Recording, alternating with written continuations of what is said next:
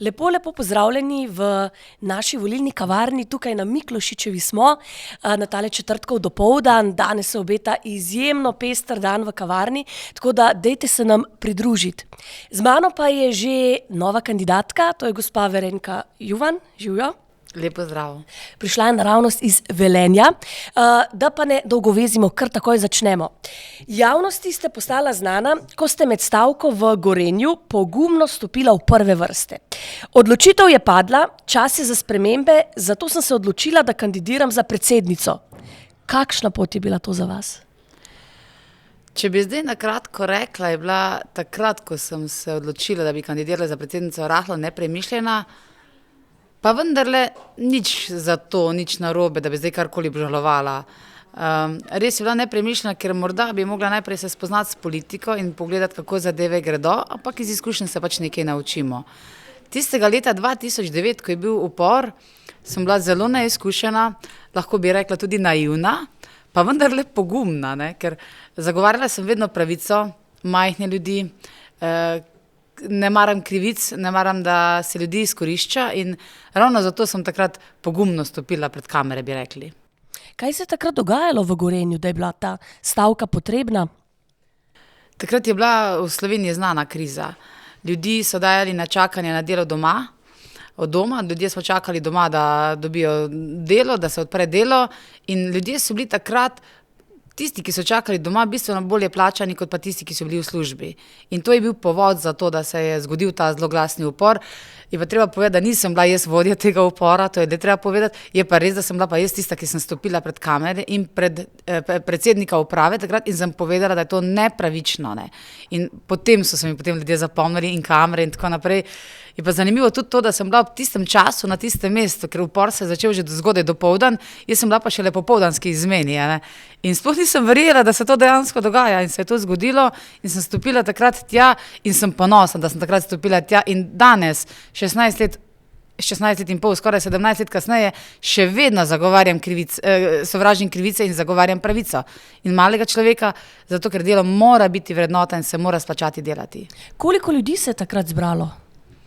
Zdaj bi zelo težko rekla, koliko, ampak zagotovo več kot 1000. Takrat je celotna proizvodnja stala in najbolj zanimivo je to, da mi smo bili tam, bi rekli zdaj po domače na Kapi ali na vhodu v Gorenje, dva cela dneva, ne, in 2 noči, sploh nismo delali. Ne, in to je zgodovinska zadeva, bi lahko rekli, zato ker takrat ljudje smo bili tako složni, da se ne spomnim, kdaj nazadnje ali kdaj pred tem ali potem je bilo toliko ljudi složnih in so nas podpirali tudi druge hčerinska podjetja, tudi podjetja v bližini, torej premogovniki in vsi ljudje in to so kar prihajali in so nam prinašali hrano in so stali z nami.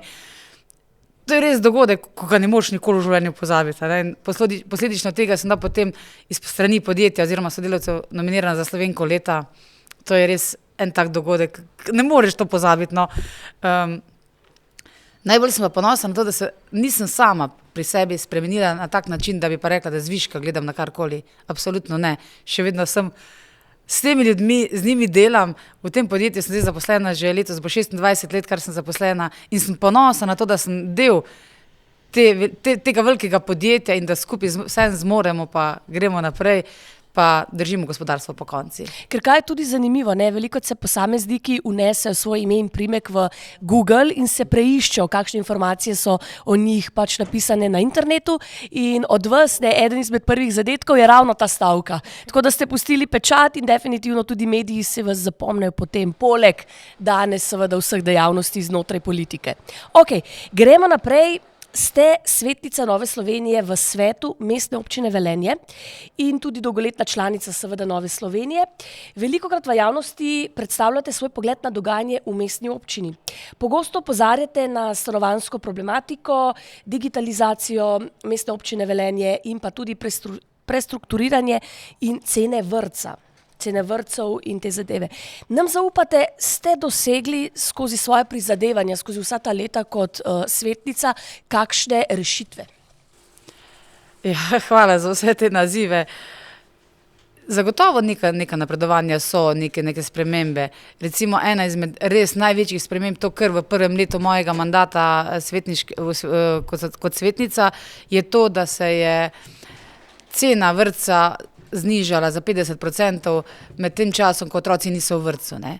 Vemo, da če otroka izpišeš iz vrtca recimo junija, pa potem septembra nazaj, pogosto to starši naredijo, sploh takrat, če so recimo, ne vem, starši v taki službi, da lahko si to privoščijo, je bil vrtec polna cena. In takrat smo sprejeli en amandma, da se lahko vrtec obračuna polovično za ta 2 meseca. In to je bil res soglasno sprejet amandma in na to sem zelo ponosna. In danes to drži.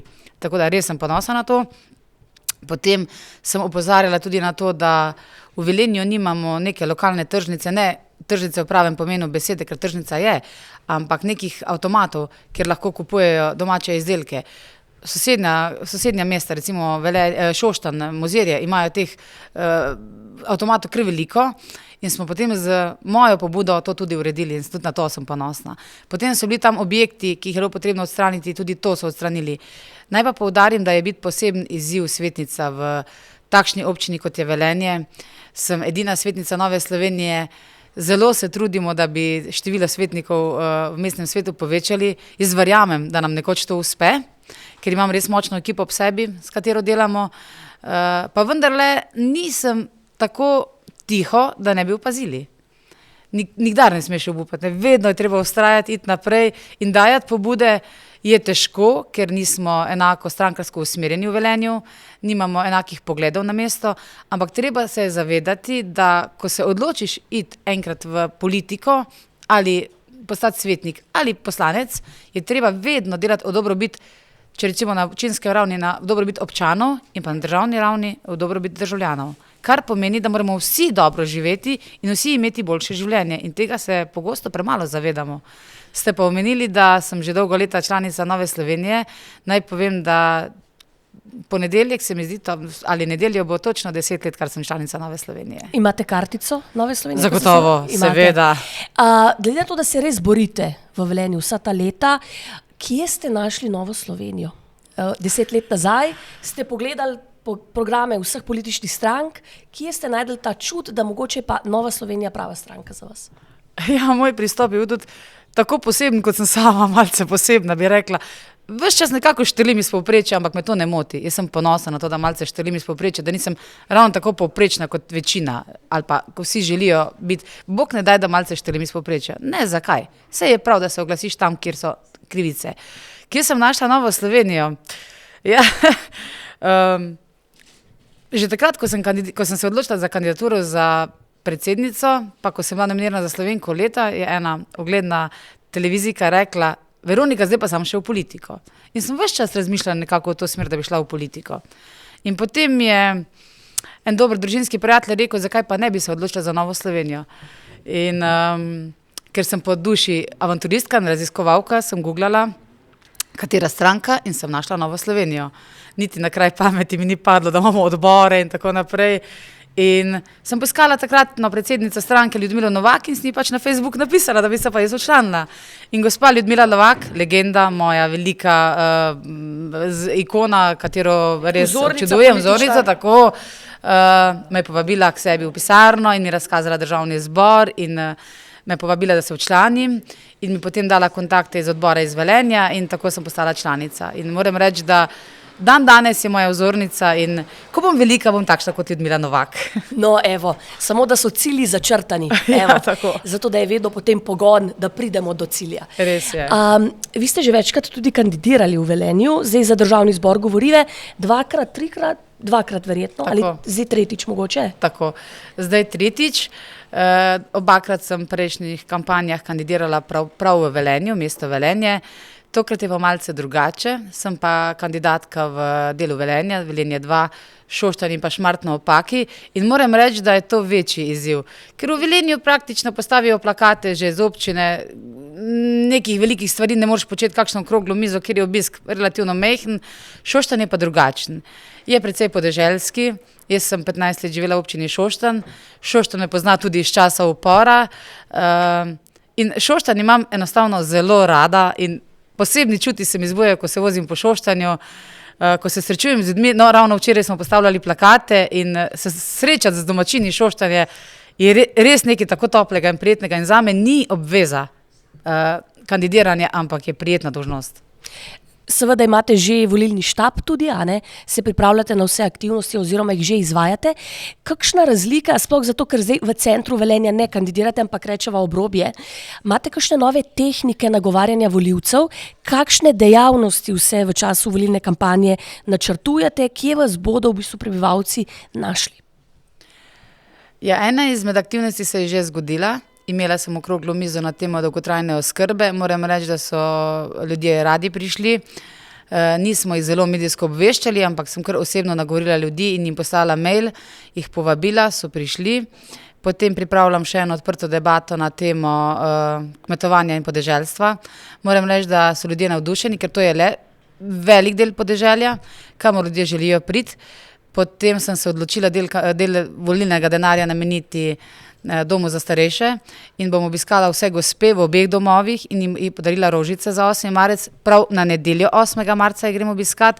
Verjamem, da to ne bo naredilo veliko ljudi in sem zelo ponosna, da bo del denarja iz volilne kampanje šlo tudi nekako dobrodelne namene, če temu tako rečem, ker ljudje so sami tam, ne, ženske so same in si želijo, da jih kdo obišče in da jih ravno obiščem na nedeljo, sem zelo vesela. Ja, volilni štab tudi imam, s katerim zelo pridno sodelujemo. Včeraj je bilo 6 ljudi na terenu in smo postavljali plakate, tako da sem zelo, zelo ponosna in hvaležna tej ekipi, ki z mano sodeluje. In prava odločitev tega, da so 3 stranke skupaj sestavljajo listo, se je pokazala tukaj, da je ekipno dosti lažje, ker če je 6 ljudi na terenu in postavlja plakate, je bistveno lažje, kot če to delata 2. Ne. Tako da sem res hvaležna, da se je to zgodilo. Potem bom zagotovo obiskala kako tržnico v Velenju in Šoštanju, obe, zato ker pač tržnice so žive, tam je ogromno ljudi, res je, da je to vikend, ampak na srečo nas v podjetju pustijo pri miru čez vikend in lahko čez vikend sodelujemo.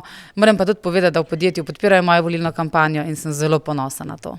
To bi bilo naslednje vprašanje, ne? Tudi kako sodelavci gledajo na to, da si politično aktivna. Predvidevam, da v Gorenju edina znotraj firme v Novi Sloveniji. Imam prav? Tako, res je. Jaz sem zelo vesela, da v podjetju podpirajo moj politični angažma. Seveda se najde nekdo, ki majčkeno provokativno kakšno vrže, ampak se samo nasmeješ in pač zagovarjaš svoje stališče, to je to, ne. Skozi vsa leta političnega udejstvovanja, izobraževanj sem se res naučila diplomatsko odgovarjati, se dostikrat nasmehniti, stisniti komu roko in povedati, da vsak zagovarja svoje stališče, kar je tudi najbolj prav, in pa o nasprotnike se nikakor ne govori grdo. Tega nikoli ne smemo početi. Pravilno. Zato se tudi iz tega vidika razlikujemo od nekaterih drugih političnih strank, ne, ki pa ne dajo toliko ravno na to, kar si rekla. Ne. Za konec pa še tole skupno povezovanje. Glede na to, da si že večkrat kandidirala, pa veš, da smo šli vedno samostojno z listo Nove Slovenije na vse volitve praktično, odkar si pač aktivna in tudi jaz sama. Kako se ti zdi to povezovanje? Zdaj na terenu si že rekla, da se to pozna, ker naenkrat vas je več, ki ste aktivni okoli, a ne? Še tvoj vidik na to, je bila to prava odločitev? Kaj meniš o tem? Definitivno prava odločitev. Tu sploh druge možnosti ni, niti drugega odgovora ni. Sama sem kar iskala kontakte od Slovenske ljudske stranke, nažalost fokusa v naši sredini ni. Jaz si srčno želim, da tudi najdemo fokus oziroma da najdemo člane fokusa v Velenju in okolici. Smo pa se Slovensko ljudsko stranko povezali in moram povedati, da tudi starejši člani Slovenske ljudske stranke so se jim pridružili in na okrogli mizi so bili prisotni in so mi čestitali, da sem povezala ljudi v naši lokalni skupnosti. Tudi en gospod, mlad fant iz Šmartnega ob Paki je včeraj sodeloval zraven in odlično sodelujemo in smo postali prijatelji. Moram tudi povedati to, da cela politična pot mi je pokazala, koliko dobrih ljudi najdeš povsod. In se mi zdi, da to je ena dodana vrednost celotne politične sheme, ker lahko najdeš ljudi po celi Sloveniji in tudi izven meja, s katerimi se povezuješ in potem stkeš neka prijateljstva, si stojiš ob strani in si pomagaš. To je res fenomenalno, no. Tako da lahko rečeš, da Nova Slovenija ti je veliko dala kot stranka politično udejstvovanje in da je to tudi motivacija za naprej, ne, verjetno. Ogromno in pa tudi cel kup nekih izobraževanj, ki ti prinesejo izkušnje, obnašanje, odnose, komunikacijo, vse to ti da politika. Samo izkoristiti treba, dajo ti pa vse, samo če izkoristiš in vidiš to priložnost. Veronika Juvan, najlepša hvala za tvoj obisk. Bilo je izjemno zanimivo. Zdaj pa vsakmu, seveda vsazga na koncu vprašam, kam gre ta naša skupna lista v akcijo. Hvala lepa. Z veseljem.